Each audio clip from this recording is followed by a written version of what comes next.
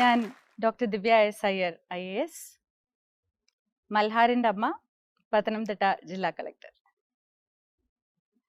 ഇത്തിരി കാറ്റു വീശുമ്പോൾ പരന്നിത്തിരി പൂമണം, കാറ്റു വീണ്ടും വീശുമ്പോൾ കാലുറയ്ക്കാതെ വീഴുകയായി. അയ്യപ്പ പണിക്കരുടെ ഞാൻ എന്ന് പറഞ്ഞ പ്രശസ്തമായ കവിതയിലെ ഈ വരികൾ ജീവിതത്തിൽ അനുഭവവേദ്യമാകാത്ത ആരും തന്നെ ഉണ്ടാകില്ല എന്നാണ് എനിക്ക് തോന്നുന്നത്. ചെറിയ തടസ്സങ്ങൾ ജീവിതത്തിൽ നമുക്കുണ്ടാകുമ്പോൾ വളരെയധികം ഊർജത്തോടുകൂടി ആ തടസ്സങ്ങളെ അഭിമുഖീകരിക്കാൻ നമ്മൾ ശ്രമിക്കാറുണ്ട്.